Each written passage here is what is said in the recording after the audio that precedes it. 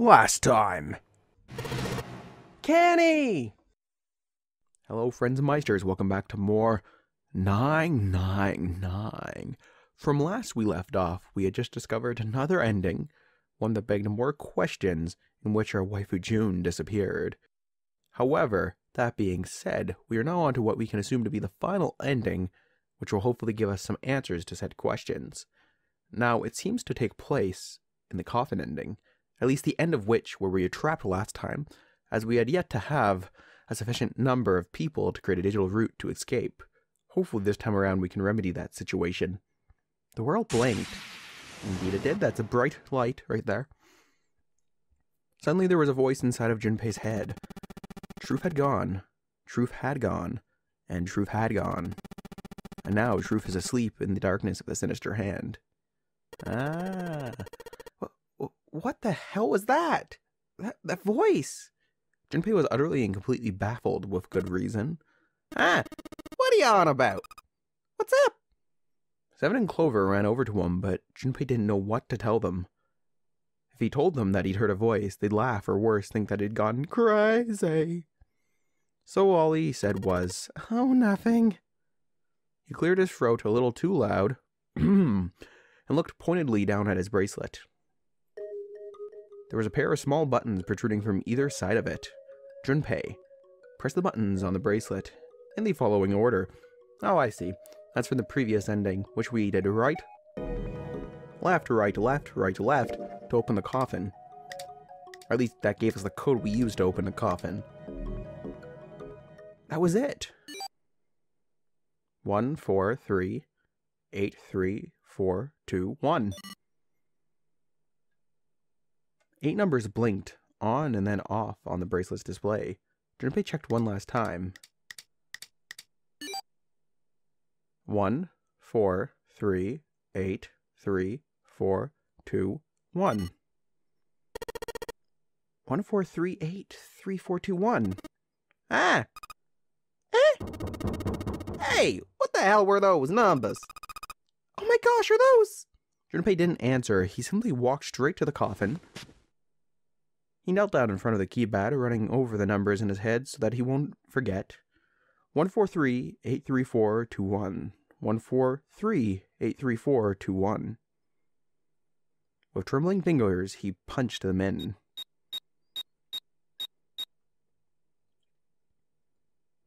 That was all of them. He punched the E button. There was a moment of complete silence, and then lock open success. Then there was a sound of the coffin lid unlatching. Someone sat up out of it. Ah! It's our buddy Snake. Oh, is that you, Clover? I apologize for worrying you. Snake! Oh my! How did you... Junpei and Seven, is that you? Everyone else is there as well? Just like R.I.P. Van Winkle. Still, it was very much like Snake to simply cut to the heart of the matter and ask. Junpei and Seven shared a wry smile. Clover's eyes were filled with tears. You're back! With a cry of joy, she leapt into Snake's arms, as one would when they thought their brother might be dead. Gently now. My body's still a little weak. You're back! You're back! Clover looked like nothing so much as a lost child who had finally found her home. She cried and cried and cried. All a heartfelt reunion. Her eyes were red and her nose was running. She hiccuped and gasped, as if she was about to begin hyperventilating. You're back! You're really here! Her voice was happy, but almost desperate. As if she feared he would disappear again if she stopped talking to him. Tear after tremendous tear rolled its way down her face. Her small arms strained as she clutched Snake's body as tightly as she could. Perhaps she had to convince herself he was real. Perhaps she was worried he would be gone the moment she let go. Perhaps she simply didn't know what else to do. Oh, you're back! Come now. What's gotten into you? You're acting as though I've returned from the grave. Not as though you did! I really thought you were dead! Aw. You jerk! Idiot, idiot, idiot!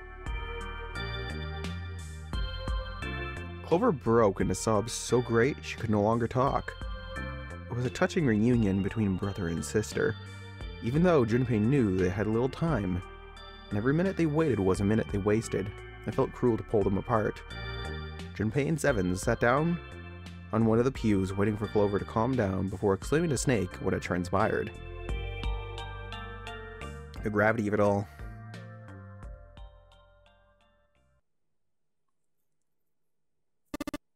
I see. I believe I understand things rather well now. Thank you.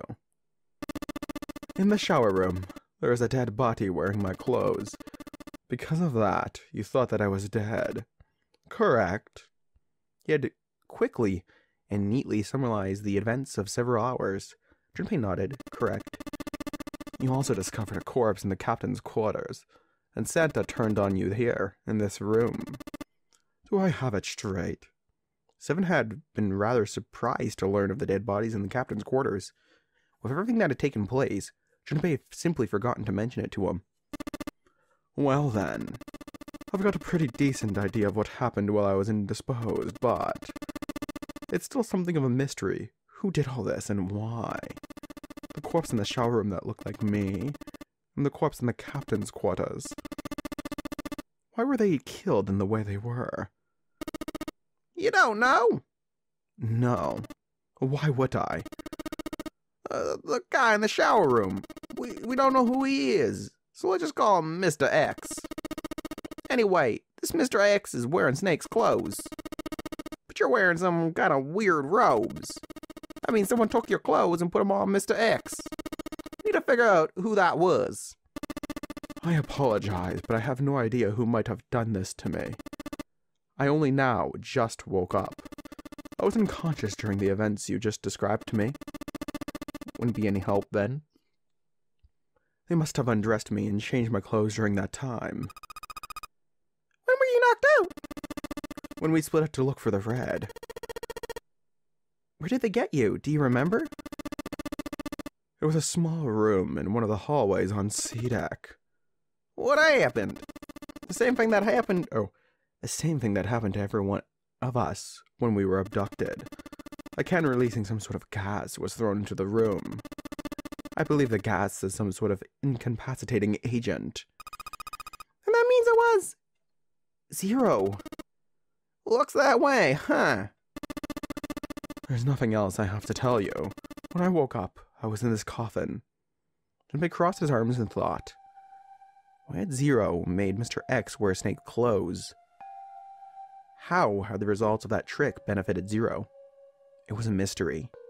Junpei couldn't make sense of it. He also didn't have a satisfactory explanation for how he discerned the key code for the coffin. It just didn't make sense. Truth had gone, and truth had gone. What did that mean? Did it mean anything? And why had Junpei felt compelled to push the buttons on the bracelet after hearing them? Seven asked him about it while they waited for Clover to finish crying. He had no answer for him then, and he still didn't. All he could think about is that it seemed to have been a subconscious reaction. His fingers had simply moved of their own accord. It was the only explanation that made any sort of sense. But at the same time, it made almost no sense. Junpei had no idea what any of it meant. His mind was a maelstrom of mysteries, clues, theories, and more mysteries. He could barely think. Of course, Snake and Clover had been subjects in a similar experiment 9 years ago. The ability to access a morphogenic field is affected by a couple of things. The first is epiphany, and the other is danger. And somebody did actually die. A girl. Her name was, There had been another experiment conducted on the same ship 9 years ago. A girl had died during it. Well, it probably has something to directly do with the morphogenic field, I'm assuming. Like with the rat experiment that we read about in, what was it, the 5th ending, I think? The 2 murders. Switching clothes. the nonary game. And whatever strange thing that was happening to Junpei himself. A maelstrom in his head spat out words and ideas that disappeared back into it, almost as soon as he grasped them. But as he struggled through them, Junpei began to realize something. There was something that tied all of them together. Zero. He was the ringleader, the person who had trapped 9 people on a sinking ship.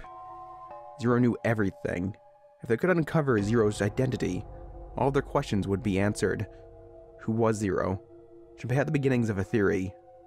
If he could only test it, or perhaps... At any rate, we'll have plenty of time to decipher the details later.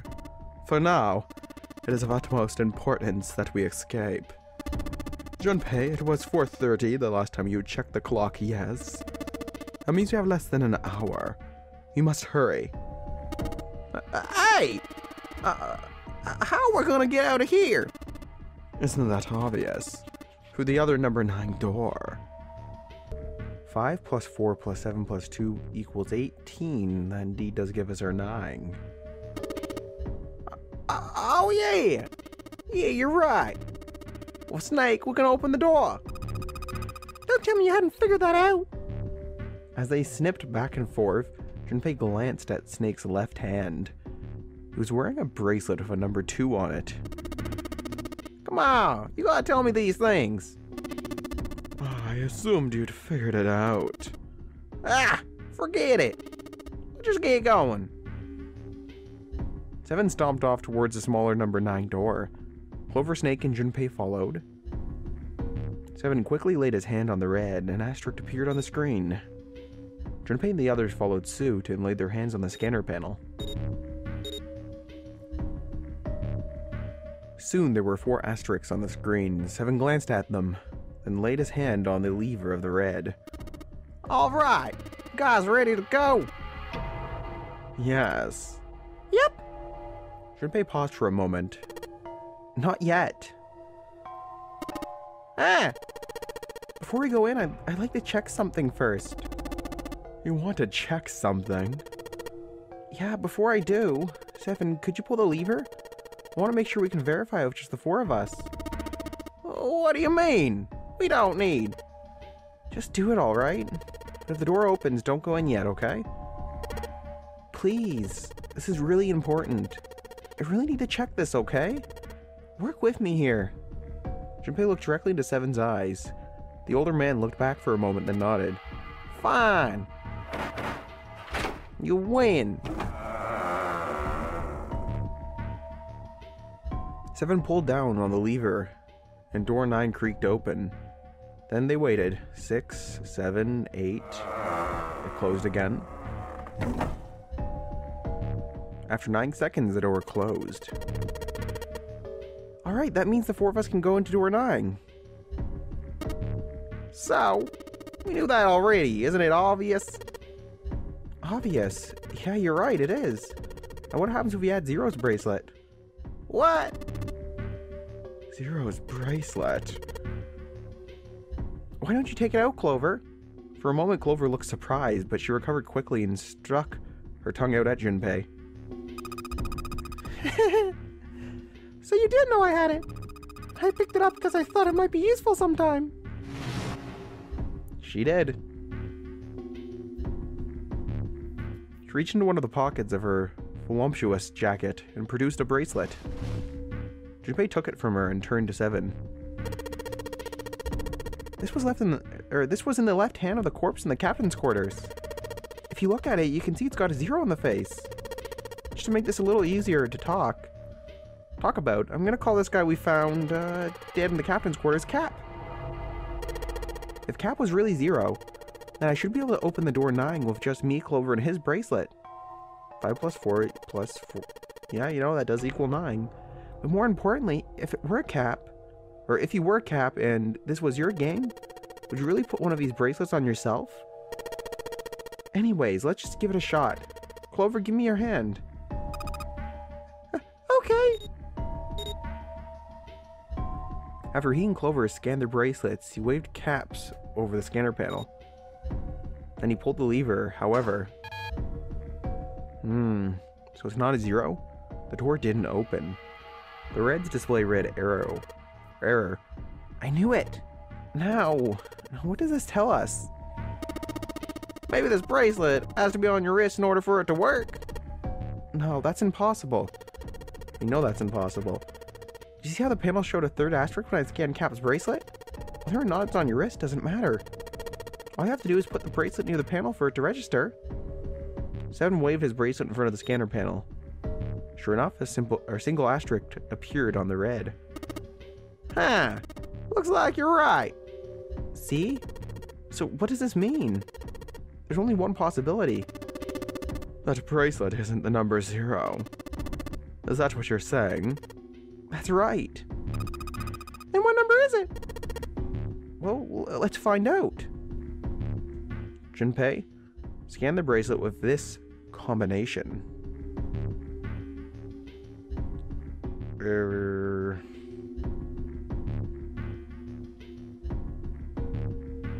We have a couple options here. Let's try this first. 7 plus Junpei plus Cap.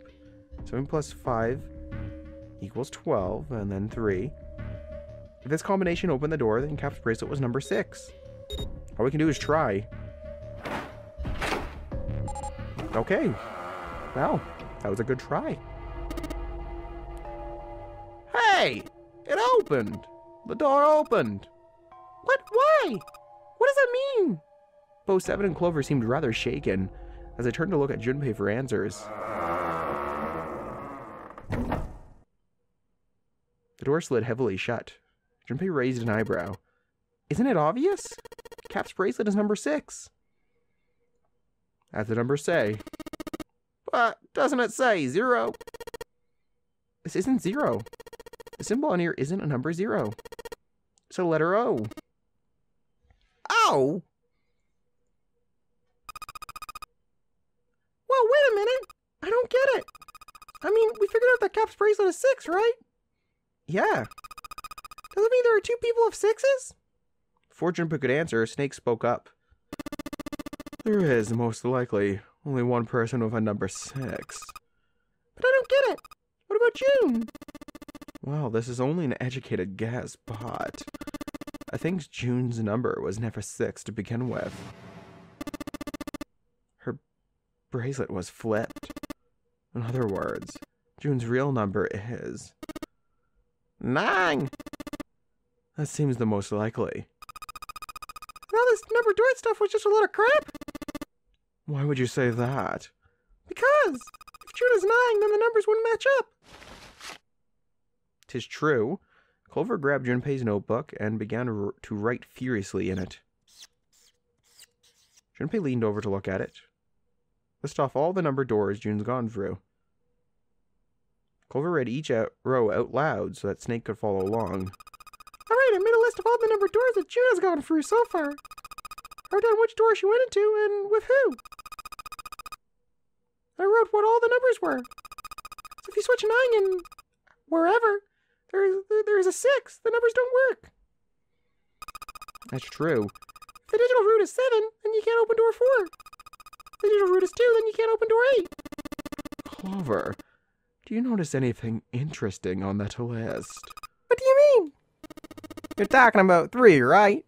And when even 7 notices before you? 3? Santa's always in the room with her. That's what you're saying, isn't it? Yes, exactly. What about it? That's quite simple, really. You told me that the first time you came to this room, Santa was the first to refuse to leave June behind. Has to be a reason for that. Now doesn't that beg the question why? Why would Santa do such a thing? The answer is easy. Because Santa can't open door 9 with only 7 in Lotus. Of course, there's only one reason for that. His number isn't actually 3. Santa's real number. 7, would you be so kind as to modify my sister's equations? Yeah, sure. 7 took the pen from a confused Clover and began to adjust her calculations. Well, that would make sense. This is what you're getting at, right, Snake? He read out the changes he'd made. When he finished, he looked at Snake. Snake smiled. Thank you. That is exactly right, 7. Santa's true number wasn't 3. It was 0. No way! Santa's 0? And June was 9, not 6. That could make sense. The scenario could be reversed as well. However, if you replace our numbers with zeros, the scenario Snake's giving us works just as well as what he's saying too. That's just what I see here. He makes a very convincing argument as well. 3 and, plus 3 and negative 3, they cancel one another out. Nothing appears out of order. Then that means that even though he set the whole damn thing up, they were still playing by the rules in the Nordary game this whole time. Precisely. So you're saying Santa planned this whole thing? I'm not sure if he acted alone or not, but I think it is safe to conclude that he is 0. My hypothesis is correct. Clover bit her lip. She seemed to have been having some difficulty believing her brother's explanation. Junpei remained silent in thought. Snake's hypothesis didn't satisfy him. June's bracelet was flipped. Even if that were possible, then there would have to be 2 number 9 bracelets. And if that were the case... so Junpei sees this too then. Alright, that's enough talking. Let's go. It's high time we went through that door.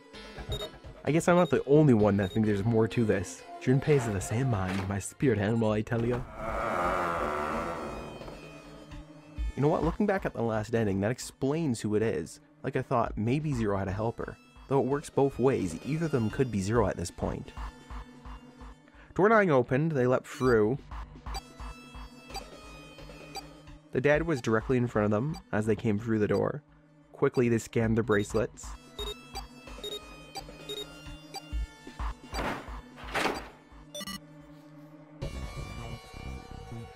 And the detonator stopped. After pausing for a moment to catch their collective breath, Junpei and his companions handed down the long hallway in front of them. At the end was a set of stairs leading down to the ship. It looked as though they led all the way down to the bottom deck. They looked down and didn't seem to be flooded. After deciding it was safe, they headed down the stairs. Before long, Junpei and his companions found themselves on the bottom deck. They turned left into another hallway, at the end of which they found another door. A key, and of course there was a symbol engraved onto the keyhole. It looked like the sort of harpoon one would use to hunt fish, the kind with 3 prongs. Snake traced the shape of it with his fingers. This is the Neptune symbol. There must be a key around here somewhere. Neptune key? All Junpei had was the Uranus key card. Not the same planet, and not even the same sort of key. Clearly it wasn't going to open this door. After examining the door for a few more minutes, they gave up and headed back the way they'd came. With a little more searching, they found a metal door. To the side of it was a card reader. The symbol was engraved on the card reader. It matched the Uranus symbol on the key card Junpei was carrying. Huh. This is the place! He muttered to himself and slid the card through the reader. It beeped once, and the light on it turned green. With a heavy metal groan, the door creaked open.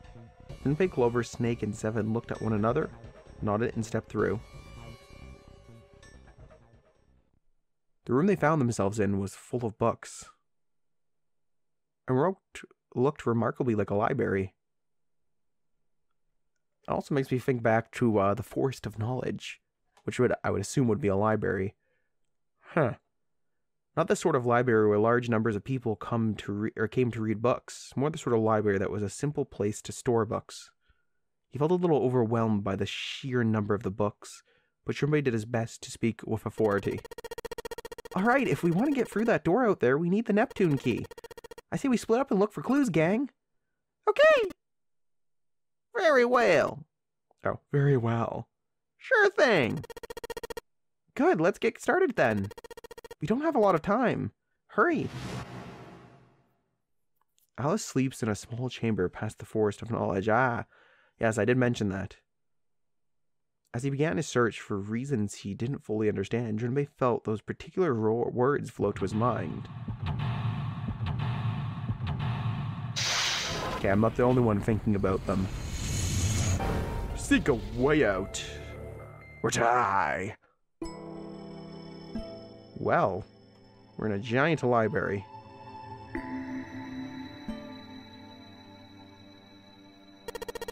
What's the deal with these titles? They're all just gibberish. Hey, what if, like, switch them around? Switch them around? Yeah, if we move them around, maybe they'll spell something. Oh, I get it. Yeah, heck, it's worth a shot. Switch them around?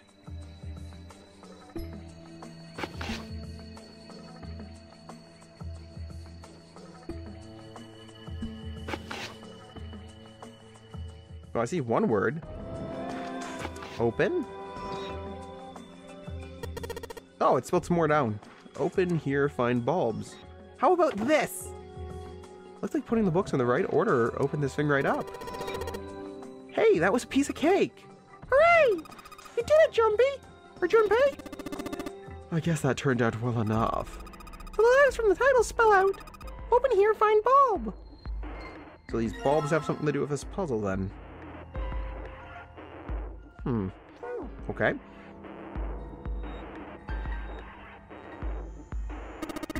This one says, transition of extinct species. We need to hurry it up or we're going to end up in the pages of a book like that. He's not wrong. Piffology! This one's about fossils, right? Ammonites are pretty nasty looking. Why did mankind lose their tails? Junpei, do you know what this one's about? Why are you asking me? I don't even know you had tails to lose. Maybe you should ask a human with a tail. Not Saiyans. Mankind's ancestors most likely lost their tails as they were no longer useful, and the nutrients required to grow them were better put to use elsewhere. At least that's what I read. I was rather young, I may have remembered it incorrectly. Huh? Why the hell would a kid be reading a book like that? Micrographia? Huh. Ah yes, Robert Hooke's famous work, first published in 1665.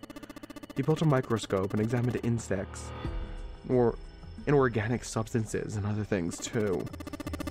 Small to be seen and detailed by human eyes. He then drew pictures of many of the things he'd examined and published them in a book. I'd hazard a guess that the shelf is concerned with natural sciences. Creatures of the South Sea, huh? I wonder if this one's got pictures of colorful fishes and stuff. I would love to see that.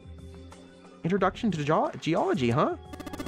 Thinking about the Earth, even when you're on the ocean. Kind of romantic in a way, I guess. Oh, Snake's a hopeless romantic. Theories of the Cambrian explosion, or Cambrian. The bomb go off somewhere near a place called Cambria. Wrong kind of explosion. Roughly 500 million years ago, during what is known as the Cambrian period.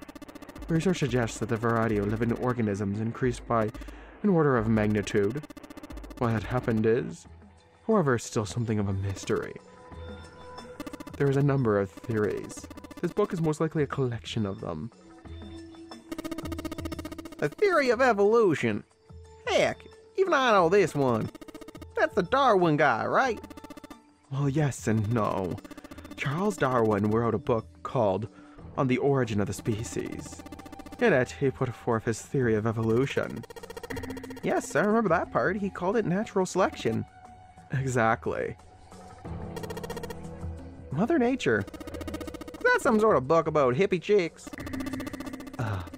Probably not. Except perhaps tangentially, most likely about environmental protection. I was just trying to make a joke.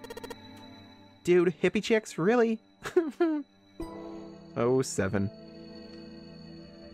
Oh, there's more stuff up here. Teleportation and telepathy? What the hell is this one about? Well, I know what telepathy is, but I've never heard of teletemporation. It refers to having the ability to travel through time.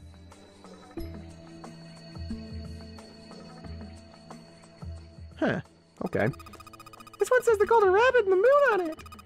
Does that mean it's about a rabbit that lives on the moon? Rabbits are pretty cute, but what's the moon stuff about? It's talking about the Judas tree that is said to grow on the moon, according to Chinese legends.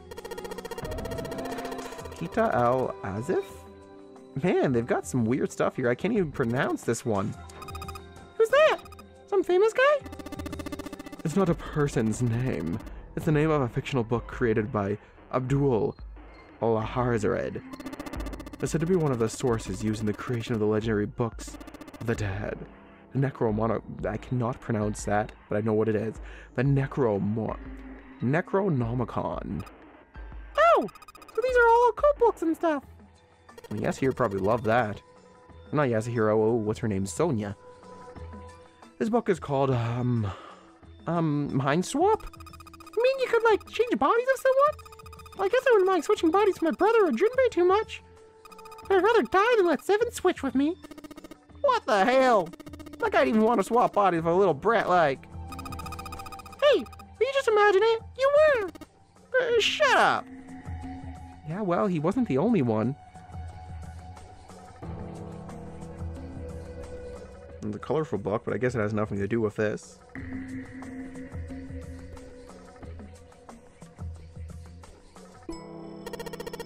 Energy theory, development of nanotechnology materials, interactions between shortwave energy and matter. What else have we got? Just listening to you read those titles is giving me a headache. Can't say fancy technology and I get along real well. Keep on talking about the stuff and you're gonna put me to sleep. Oh, so it's a lullaby for Seven. Oh, we already examined that. Oh god, these look very similar and they're throwing me off. A kid's book here. It looks like a children's story about Native Americans. Do you think a random book like this is kind of suspicious? Maybe you ought to hold on to it. Okay, I will. Thank you, Clova. Look, this one reads Cultural Heritage of Rome. Well, that's going to be serious inheritance tax. This one's called History of the Western World. What, as soon as about European history? Yeah? Just gonna leave it at that, Snake? Doesn't seem like you. Well, I guess you're not a fan of European history, then. What's this? Hellenism? I think it's something about a fusion, or something like a fusion of Greek and Oriental culture. Permian creatures. Seems a little fancy for some kind of prehistoric critter. Not to mention most of them were likely reptiles and amphibians without hair. I can't really imagine they had much of a need of berms. That's got nothing to do with this. This book's called Cultural... Yeah, we don't need that one. A History of Buddhism. History of the medieval period. Maybe it's about Sir Lancelot. Isn't he just a story? I don't think you're gonna find a guy who didn't really exist in a history book. Oriental history. Maybe this one's about the China's 4,000 years of history or something. Hey, Chinese history and Oriental history aren't the same thing. Hey, look at this. This book's called Greek Mythology. Damn, that thing's huge. Can't imagine anyone actually reading the whole thing. Pretty sure it just put me to sleep. But it's also probably good at putting people to sleep by hitting them with it. At least I would imagine it would be. Black hole hypothesis, gamma ray. I guess this bookshelf has so many themes. The bookshelf has a bunch of books about things like energy theory. I guess we examined those.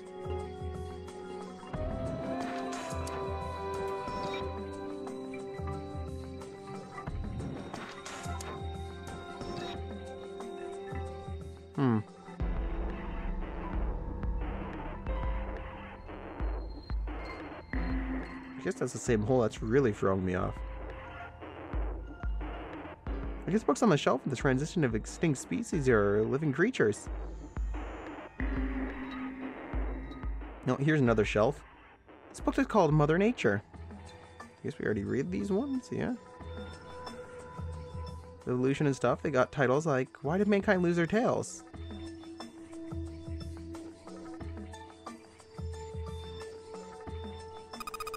this one. It looks just like that picture book from earlier. One of pop-ups. You think they're part of a series or something? They do have the same binding. Oh, gotta look for all these, I see. Oh, look, Seven, here's a book that's perfect for you. It's called Correlation of Muscle, Bone Density, and Bone Strength. You're just saying that because it says muscle. This book is called Dissection. This bookshelf must be all medical books. From what I can tell, it sounds as though these books have been reorganized by genre. This library must be massive. I'm rather impressed by how well organized it is. Human equilibrium theory. Human anatomy. Regeneration of eternal organs? Ancient gladiators. What's this book doing here? Maybe they were researching human physical limits across history. Look, this one's called Recreation of Lost Human Functions. I think they're talking about if you, like, lose part of your body, then you could grow back. I don't think so.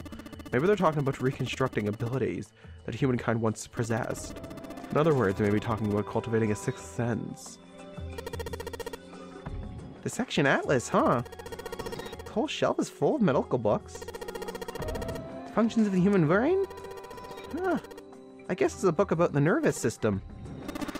I'd love to ask you to read it to me, but I don't think we have the time. I'm kind of curious about it too. There's gotta be a reason why people connect with each other, you know? Principles of monkey behavior, huh? I can imagine that's a book describing, paradoxically, studies on monkeys.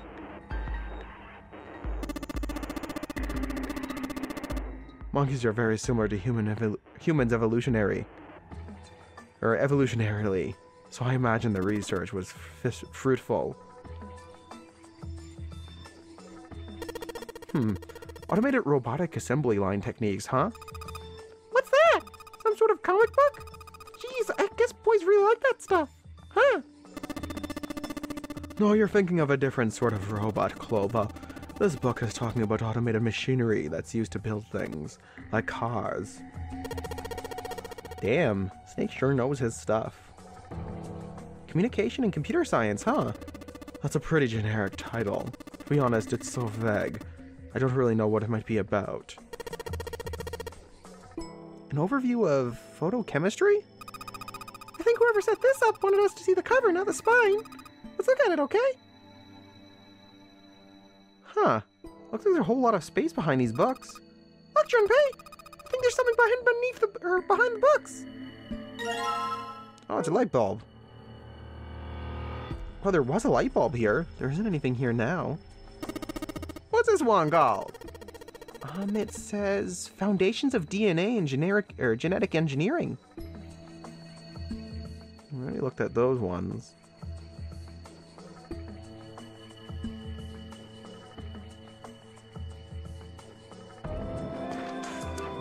No, we already looked at telepathy book.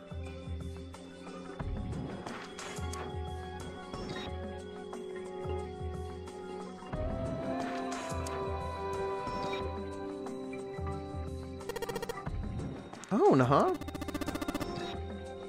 Owen isn't enough to go on. Perhaps it's about the English revolutionary Owen. Dad kind? What the hell is this? Wasn't that a German mathematician? Maybe it's a compilation of his work. The Bernays? This book is in German! It looks like it's a complete works of something. I've never heard of it. Well, if Snake doesn't know what it is, I don't think we'll ever know. Shieldreich? Shieldreich, isn't Shieldreich?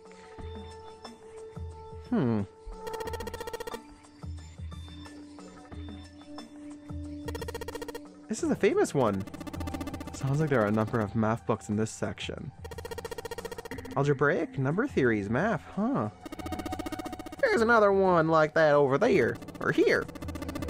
You mean something like primary number theory, or analytic number theory, or geometry? Oh my gosh, how did you know? Nobody said anything about those. Well, number theory is usually split into 4 chief disciplines. If there was a book named Algebraic Number Theory, I took a while to guess that the other 3 would be those, or be there as well.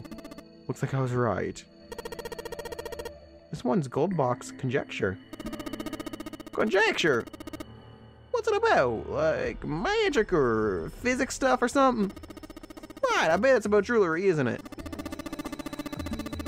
It may have an odd title, but it's actually a very respectable mathematics book. It deals with one of the unsolved problems of additive number theory. Sorry I said anything. Look, let's not get into this right now, okay? That's a weird book, Junpei. Indian mathematics. That's funny. Why is that funny? It says Riemann hypothesis. Why is there a hypothesis about Riemann? Isn't it pretty straightforward? Heavens, no. There are many factors, length of curve, lubrication, or lack of. It's an exciting and rapidly growing field. Ah! Jesus. Modern Japanese literature, huh? Classic lit? What's this? Origin of Japanese folklore? Looks like there's a bunch of books about Japanese culture here. Mostly ones about folklore, though. Well, folklore can cover a wide range of subjects. History, urban life, religious trends, environmental changes, oral traditions. Folklore can cover all these things, if you know where to look. This looks pretty deep! Agriculture and historical organizations and folklore. Huh. Hey, there's another one of those picture books here. Something about these feels kind of nice, you know. Bring back good memories. I guess even people like Saturn were kids once. Oh shit, you little brat. Hey guys, cool it, alright? I think I'm gonna take this picture book with me. Oh. Alright, the book is ours. There are books here of all sorts of languages, but there is something suspicious about the shelf on the left. This bookshelf has some sort of glass inlay. Pretty big, but there's only 6 books on it. It seems kind of weird. Hey, it looks like there's something on the bottom. I can't really see it though. The glass is all foggy. Oh, there's a padlock. In the middle of the glass door is a cylinder lock. You know, the kind of lock where you rotate the numbers around until you've got the right ones to open it. But what the hell is this? It's like they just gave us the answer. Guess I might as well give it a shot.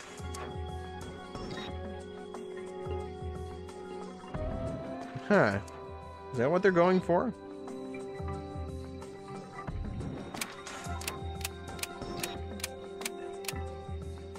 Oh, that's not the number I want.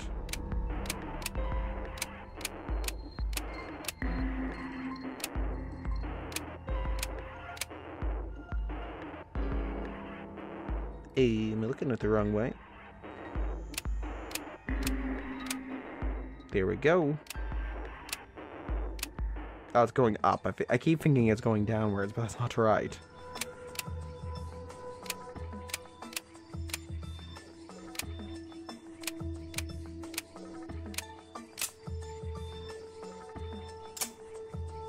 Heard a clicking noise. Did it, Junpei! Yay! I don't know why, but I don't really feel particularly happy about being praised for that. Whatever. At least the lock's open now. Let's see if we can get it open, alright? Well, it worked. All 6 books seem to be pointing at the cylinder number lock. Well, we got a light bulb now. I guess those books aren't relevant. The shelf is full of math books, like, oh yeah, we'll leave theorems alone. Alrighty, so we have to put these light bulbs in here maybe? Alright, so there are 3 lights here. I'm gonna change these bulbs. Now they should. Whoa! Light bulbs really make a difference. It's pretty bright in here now. Oh, it's so bright now! It's almost blinding! Alright, that means we just have to do this.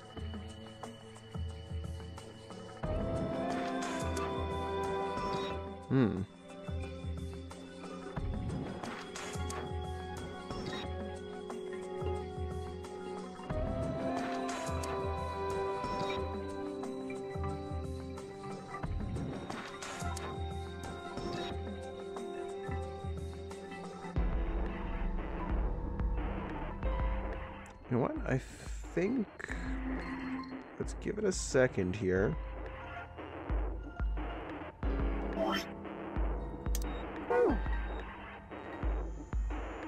It's a small enclosure of 9 sides. There are 3 things that look kind of like music stands.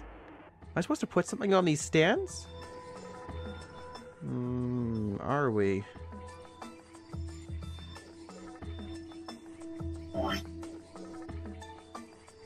It's got a magic wand on it. Okay. So what's inside? Well, aren't you going to open it? Pretty sure it's just gonna have pages inside, sort of. Whoa! Ah, so it's not just pages, I see. Well, it is a pop-up book, so that makes sense. This one has some Native Americans on the cover. Hey, Junpei, take a look at this one. Native Americans, huh? Maybe it's got some... Wow! More letters. There's a baseball on this one. Come on, Junpei, let's see what's in it. I'm just gonna go on a limb here and say it's probably baseball. Ah, okay, no, stupid, whatever. Whoa.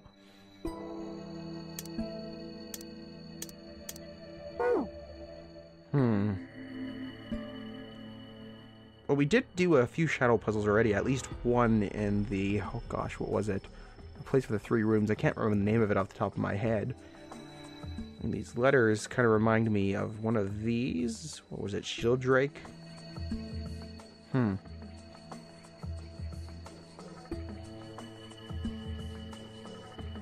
Alright, well, let's give it a try. It's a small enclosure of 9 sides. There are these lights that look kind of like music stands. Okay, how about we try putting these picture books on the stands? Then...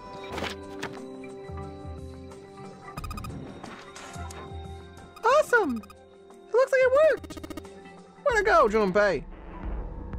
Good job, buddy. There's something projecting on the bottom. These letters, this seem familiar. Well, yeah, like I said, looking at the letters myself, it kind of looked like Shielddrake. But I didn't see the 5. Shielddrake 5. Shielddrake! Junpei read the text out loud. I think I saw the rest of his collection somewhere. Yeah, I think it was somewhere around here. Let's go take a look. Okay. Seven and Clover wandered off, leaving Junpei and Snake behind. Have you heard of him? Shielddrake, I mean. Junpei grinned. Yeah, Lotus told me about him. Right, yes she did. There's a British biochemist named Shielddrake. He had a rather interesting theory. The theory of the morphogenic fields, which relies on the theory of morphic resonance. Really? From Lotus, huh? Well, Clover also said something to me about that stuff. She did. Yeah, what was it? The ability to access morphogenic field is affected by a couple of things. The first is epiphany, and the other is danger. Ah, that girl. I told her not to tell anyone. You did? Why? Junpei's eyes narrowed. Look, man, I didn't push it because we're in a hurry, but I'm kind of sick of this. How about you just tell me, okay? Tell you what? Don't give me that. About the experiment. Snake's shoulders slumped, and he shook his head slowly. He'd finally given up. Very well, fine. I'll tell you everything, but not here. Let's move to the top floor. Junpei nodded. With that, they climbed the stairs to the top floor.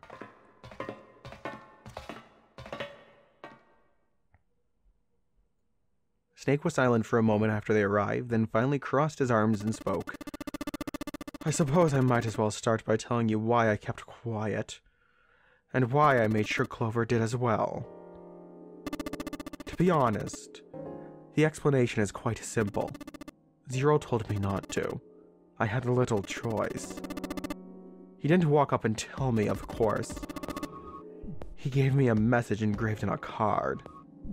Snake reached into his sleeve and pulled out a small, stiff piece of paper. It looked like a good deal, like the one he'd shown everyone on the central staircase. So he had 2 cards? No, only one. Huh?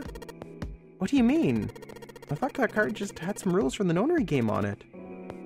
Yes, it did. And those were the rules I read you. However, they were not the only things on the card. There was something I didn't read. Well, perhaps I should say there was something I couldn't read. And that was? Tell no one of the events that took place 9 years ago. Tell and activate your sister's detonator. Oh. Well, that makes sense why you didn't tell us. Snake nodded. Well, what about Clover? Did she get a message from Zero too? I don't believe she did. But doesn't it strike you as strange that Zero would shut my mouth, but not hers? Yeah, that does seem a little weird. To be on the safe side, however, I told her it was best not to tell anyone. Still, apparently she told you. That girl. What's wrong with her telling me? I figured some stuff out with the things she told me. I mean, it looks like the whole activator detonator thing was just a bluff. He's prancing around downstairs happy as a clam now that you're back. Snake glanced down at Clover and Seven, examining one of the bookshelves. That's very true. I've decided I can trust you. I've decided to tell you the truth. The chance that Santa is Zero is very high. I feel I can assume Santa doesn't have the time to observe us at the moment. At any rate, even if he were here, I very much doubt he would kill us. Why not? Clover told me not about the four-leaf clover, about the words. If he knew about that, then he was in my group during the first experiment. I'm sure of it. He wouldn't kill us, no matter what the situation was. Snake paused and cocked his head, as they were listening to something very far away. His face looked dark, as though something was weighing on him. Hey, Snake? Junpei wasn't quite sure what to say. Snake turned and looked at him. Yes, I know. You want to know what happened during the experiment? Yeah. How much do you know? Junpei relayed to Snake everything Clover had told him. The morphogenic field and the experiments 9 years prior that it dealt with. How the experiment had taken place simultaneously at 2 locations, one being the ship and the other being a building in Nevada. How they'd played the nonary game. He told him everything, and finally, he told him how a girl had died during the experiment. Oh, she told you all that, did she? Snake looked down, his face was tight. A slight tremor shook his body, and he tried to hide it. He was putting on a good front, but even Junpei could tell that he was holding back something deep and powerful. He made as if to brush something from his face and looked up at Junpei. At any rate, I now know how much you've learned. All that remains for us to determine is who did this and why, right? Yes. Can you tell me what happened? Snake nodded slowly. The people who organized the initial experiment were from a company called Cradle Pharmaceutical. There were 4 of them running the show. Kentaro Hongo, Nagisha Nijisaki, Terukai Kubuta, Kakachika Maso Shido. Hongo was the CEO of Cradle Pharmaceutical. Nijisaki was his right-hand man and did the lion's share of the planning. Kubuta led the company's research and development division. Musa Shido was their majority stockholder. It was these 4 people who planned the initial experiment. Let me simplify it for you. Hongo designed it, and Najisaki put it all together, or Nijisaki. Kubuta developed the technology required, and Masashido provided the cash. So it's Hongo, Nijisaki, Kubuta, Musashido. Junpei couldn't shake the sense that he had heard these 4 names somewhere before, or that slip from the safe. Of course, more than 4 people were required to conduct an experiment of this scale. To that end, they organized a top-secret team to assist them with their research. All in all, they gathered 10 people or so. Those 10 completed their team. They were able to begin the project. They named it the Nonary Project. The purpose of the experiment was to research the prospect of controlling a human mind through sheer will. The vessel, I suppose you could say, for this control was the morphogenic field. Why did the glycerin suddenly begin to crystallize? Why did the crystal structure of the EDT undergo a sudden change? Why did the rats improve their puzzle-solving skills of each generation? Experiments of humans produce the same results. The more people who knew the answer to a question, the more people there were who could answer correctly without having seen the problem before. Why? How? The answer is that the shape of the answer has been stored in a field invisible to the naked eye. And though the field of resonant events transmits information related to that answer. That's essentially the idea behind the morphogenic fields. But that's just a theory. Can't bring yourself to believe it. Not really. Let's say someone kills another person because the devil told them to do it. Whether the devil exists or not has no relevance to the murder. They believe the devil exists. Whether or not he does is immaterial. So what matters here is that Hongo believed in the morphogenic field? Snake nodded. But I don't get it. You said they wanted to figure out how to control people, right? That is what you were saying. Yes. So how are they going to do it with a morphogenic field? I'll keep it simple. Let's suppose 10,000 people have solved a certain problem. The chance of you knowing that answer, even if no one has told you, will go up. Let's have another example, shall we? Say, 1 million people were now to do a handstand right now. Tomorrow, the chances of you doing a handstand would be higher. And if you had heard nothing of the hypothetical mass handstanding, mankind's thought process and actions are all part of a resonant event. All of the resonant events encoded in the fields are projected onto you.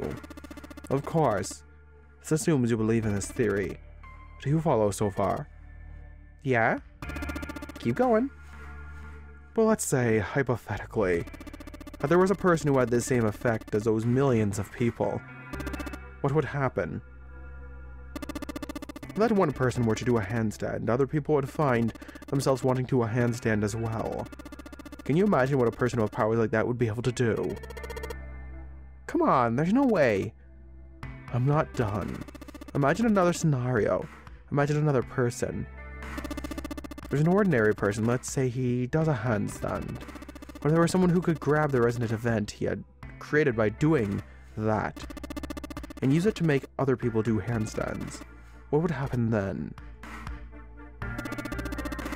A person who has the power to write to the field, and someone who can read from the same. You think? Well, you could think of them as the writer and the reader, or the transmitter and the receiver. What would the world be like if there were people with abilities like these? Jimmy thought about it for a moment. Well, horrifying first. So the transmitter's resonant event can be transmitted through the field and sent to the receiver? Then the transmitter can control the receiver however they wish. That's what you're saying, right? Yes, close enough at least. Come on, that's just crazy. Well, if you want to prove that, then you'll have to test it first. At least that's how they thought. That was why they decided to do their own experiment. That was how the Nonary Project began. Snake suddenly looked very serious. Junpei, have you ever heard of the Gauss field experiment? Junpei nodded. Yeah, that was an experiment in telepathy, right? They put a pair of subjects in separate rooms, and they'd show them a picture and ask the other what they saw. Interesting. I'm impressed. Yes, that is exactly correct. So, why'd you bring up the Gauss field experiment? It was used to screen subjects for the Nonary Project. The hospital in a remote town was affiliated with Cradle Pharmaceutical. Hongo used it to conduct experiments on visiting children in secret. Some of them he found had potential. He began to gather children that showed promise. children that seemed as though they might be able to access the field. Of course, none of them volunteered. They were kidnapped. Oh God, that's how it all happened. His face barely moved as he spoke. There were 9 pairs of siblings taken, for 18 children total. For reasons that were not fully understood at the time, each pair had 1 transmitter and 1 receiver.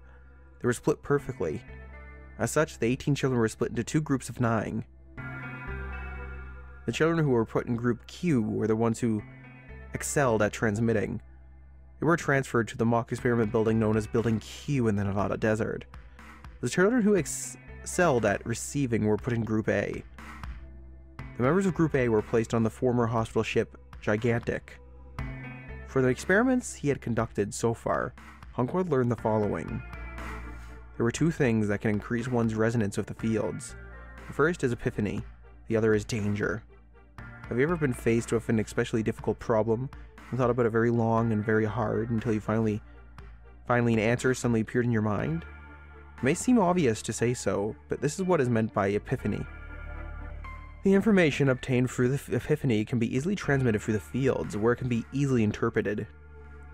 Adding danger to that equation allows for even easier field access. Therefore, Hongo set up a number of puzzles across the Gigantic. The participants had to solve each puzzle before they could move to the next room. Of course, he hadn't forgotten to include danger. More specifically, he had detonated a bomb on the hull of the Gigantic. The children in Group A were forced to play the known game as the ship sunk. By forcing the children into a life or death situation, Hongo hoped to increase the likelihood of their tapping into the fields. The children from Group Q, on the other hand, were confined to the mock experiment building Q. Building Q duplicated the interior and the puzzles of the Gigantic exactly. Hongo explained the situation to the children in Group Q. Solve the puzzles you find throughout the ship rooms. When you solve them, transmit that information to children in Group A. If you succeed, they will be able to solve the puzzles and escape. But if you fail, the Gigantic will sink and your brothers and sisters will drown. Oh, that's horrifying. That's absolutely terrible. Do you know why the astronauts of Apollo 13 were able to return to Earth safely? It was because NASA had access to a replica of the Apollo 13 capsule. All of the experiments, the instruments, everything, all of it identical. NASA was able to replicate the situation the astronauts were facing. By putting themselves in the same situations, they attempted to solve the problems they knew the astronauts were experiencing. Once they had found solutions, they reported their findings to the man aboard the actual capsule. That was how they were able to return safely. It was the same with Gigantic and Building Q. The children from Q had to use the power of Epiphany to solve the puzzles they found, and transmit what they learned through the fields. The children in Group A, however, had to access the fields to learn how they might advance to the next stage. That is the simplest explanation I can manage. Snake sounded defeated. His half-hearted attempt at derision served only to show how much the story had affected him. Just as Junpei was about to speak. Hey! Junpei! Snake! How much longer are you two going to sit around though on those bony asses? Get down here already! Seven's voice echoed up from below. Snake took a deep breath and blinked rapidly, as if just waking from a long nap. He's right. Shall we? We don't have much time. We need to get out of here, and soon. Snake headed for the stairs, but Junpei put out an arm to stop him. Hold it. There's one more thing I want to ask you. Are you sure that there were 18 kids? Why? I thought it was only 16. Oh yes, that was what they said on the news, wasn't it? Yes, I have no doubts that 18 children were abducted and used in Hongo's experiments. After all, you couldn't exactly play a known game with any less, could you? Well, yeah, but are you saying that the news got it wrong? Yes, I am. Those two, there were 2 more children. However, they had no relatives that I'm aware of. I imagine no one filed a police report when they were missing. We're brother and sister, like Clover and I. The brother's name was Awe. The sister's name was... Her name was... Snake couldn't seem to bring himself to continue. It It looked as if what he was about to say brought him great pain. Fuck. Oh, wow. Her name was Akane. That was a girl who died. Junpei felt as if he had been punched in the stomach. Well, that brings back what Lotus said. His vision went blurry and his head felt light. I guess she didn't die. He couldn't think straight. Everything was blank. Had Akane Kurashiki died 9 years ago? If she had, then who was June? No, that was impossible. It couldn't be true. Akane wasn't an uncommon name. If Snake had known her last name, then that would have been a different matter entirely. If they shared a name, there were many other people who did that as well. It meant nothing. It was a different person, of course. It was a different person. It had to be. Junpei shook his head hard and pulled himself back to reality. There's something wrong, Junpei. Your breathing sounds strange. Then Snake had noticed. Junpei cleared his throat and tried to act calm. Oh no, it's nothing. I'm fine. Let's get back down there, all right?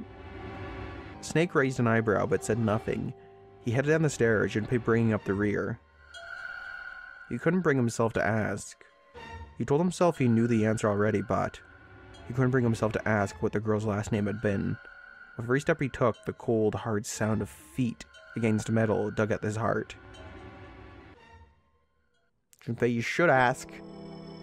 Just to verify here.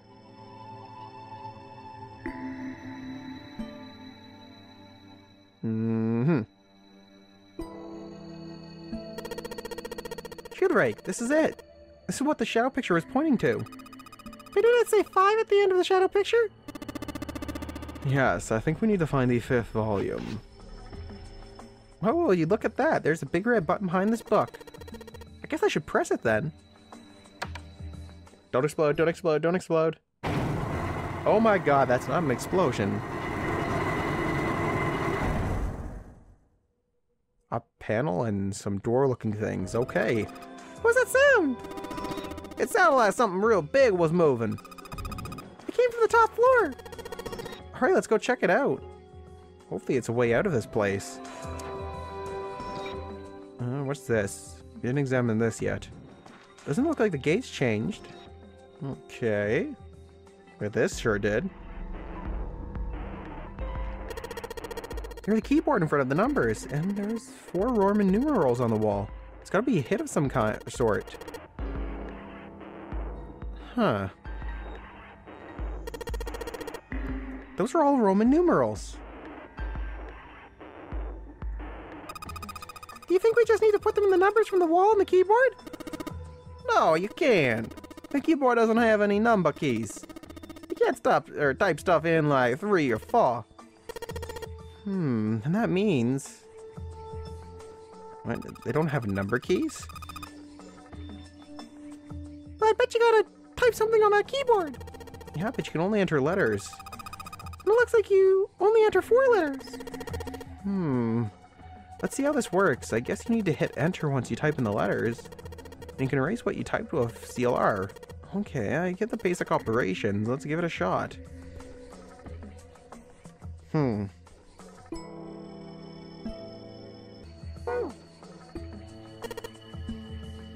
Damn it!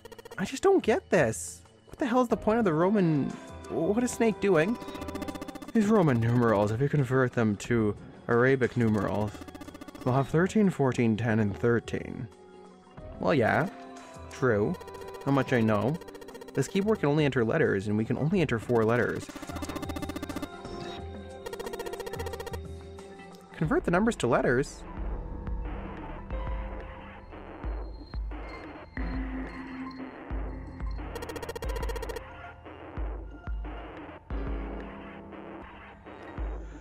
Not only is 7 a goddamn liar, because we can see the number keys clear as day right here. Thank you, 7. Let's think back, think back. We have the Roman numerals, we know what they translate into. At least number-wise. Comparing numbers and translating them into Arabic wouldn't make much sense, or the Arabic numerals wouldn't make much sense to me. At least.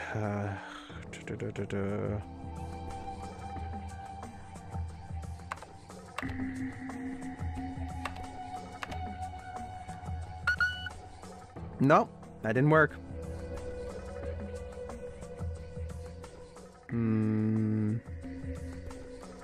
We can try hexadecimal. Ah, perfect. Yay! You did it, Junpei! It's unlocked now! Good job, Junpei. Yeah, Arabic numbers, thanks, Snake. Whoa there! Don't get too excited. The password was dead, remember? Just makes me think whatever's waiting for us isn't good. So what? Jeez, you're such an old lady. You can't be worrying about stuff like that. I mean, come on. We got it unlocked, didn't we? Let's go, hurry up. Yeah, Seven, relax, buddy. Alright, Handle, it's time we got this over with. Damn it, I can't get it open. This thing won't even budge. What? Why not? We'll put in the password. What else could we have to do? And that means... It's the other door. It has to be.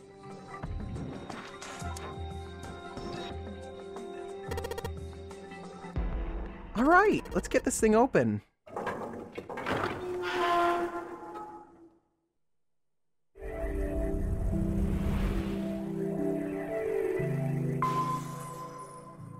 You found the exit. Fantastic. We're not dead, that means. The door opened and Junpei and the others leapt through it, but no sooner had they done so, and it slammed shut behind them. They spun around. The door they'd just come through had slammed shut. Junpei grabbed hold of it with both hands and pulled with all his strength. Ah! Damn it! It looks like it locks automatically. Is there any way out? Well, there's another door over there on the right. There's a card reader next to it. It's got a red light on it, though, so I'm pretty sure it's locked, too. But there is a card reader, right? Yeah? Then perhaps if we find a key card, we could open the door and leave. Well, yeah, that might work, but... Hey, wait a minute! Are you saying we're gonna have to search for this room for one little card? Oh, man! They took a second look at the room they found themselves in. Jesus, I don't like the look of this room. It was filled with piles upon piles of all manner of things. The only word that described it was chaotic. It was like a tornado had passed through, followed by a giant who had picked up and shaken the entire room a few times. Junpei's heart fell. Clover and Seven looked as though they were about to cry. Wow. We can sit down and wait to die if that's what you prefer. I'd rather doubt that, however, so it would be wise to start looking. We haven't much time. Let's find that key card. Oh, and the Neptune key as well. We won't be able to get through the hallway without it. Alright then, let's begin. Chop chop. Well, he is right. However, Meisters, I think that's the end of today's episode. We will leave it for now, and we will explore this way where we have to find a way out. Next time on Let's Play 999. As always, if you did enjoy the video, please leave a like to show your support. And if you've yet to subscribe to the channel, or would like to see more Shinigami shenanigans just like today's, do so now and join the Academy for more videos just like this one. As always, Meisters, you have yourselves a wonderful day, and peace out!